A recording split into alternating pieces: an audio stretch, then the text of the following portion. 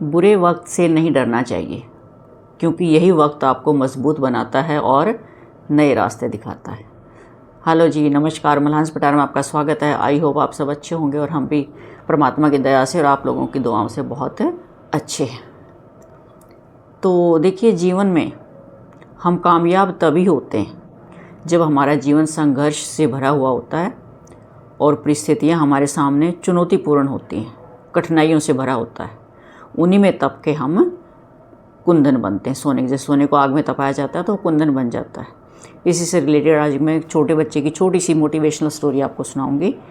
मेरे भी दिल को छू गई जब मैंने इस स्टोरी को पढ़ा था, तो मैंने सोचा आपके साथ भी इसको शेयर करूं। एक बच्चा होता है, शहर में रहता है अपने माता पिता के साथ। उसके माता पिता नौकरी करते हैं शहर में।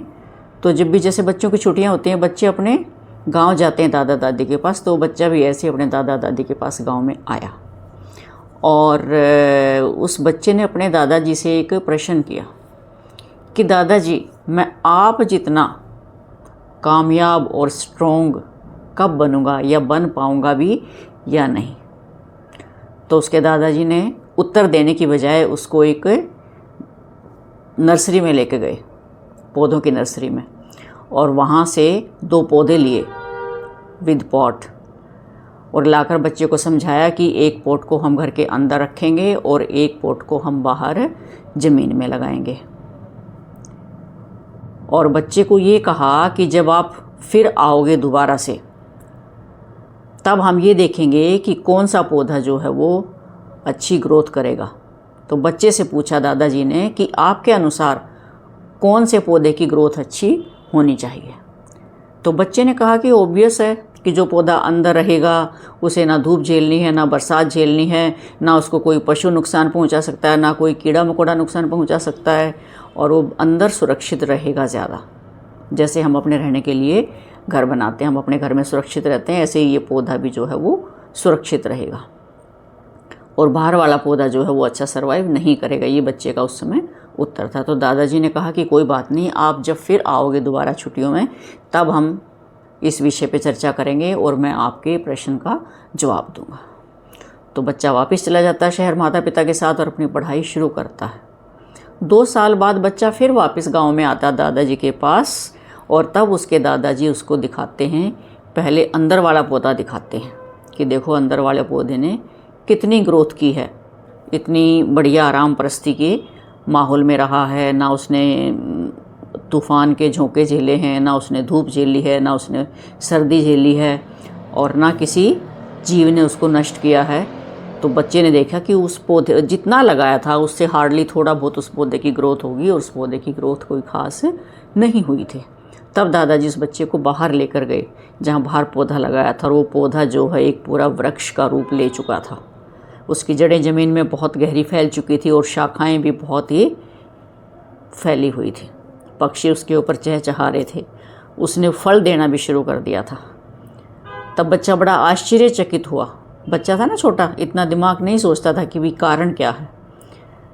तो दादाजी ने बताया कि तेरे प्रश्न का यही उत्तर है कि तूने पूछा था कि मैं आप जितना मजबूत स्ट्रॉन्ग कैसे बनूंगा, कि इस भार वाले पौधे ने सारी मौसम की मार झेली है, तूफ़ान भी झेले हैं, सूरज की तपती गर्मी को भी झेला है, धुंध और ओस को भी झेला है, तूफ़ान को भी झेला है। हर मौसम का इसने डटकर मुकाबला किया, हर परिस्थिति का। सूखा भी हुआ है, कई बार पानी भी नहीं डाल पाए हैं, और एक आध बार कोई पशु भी इसको खा गया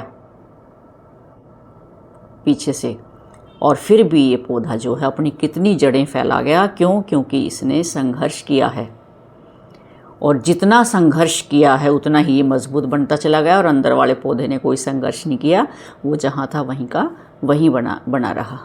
तो दादाजी ने बच्चे को समझाया, बेटा हमारे जीवन का भी यही मूल मंत्र है। हम जितनी कठोर परिस्थितियों में रहेंगे, जितनी मुसीबतें झेलेंगे, जितना संघर्ष हम झेलेंगे, उतने ही हम मजबूत बनेंगे, उतनी ही हम समस्याओं का सामना कर सकेंगे।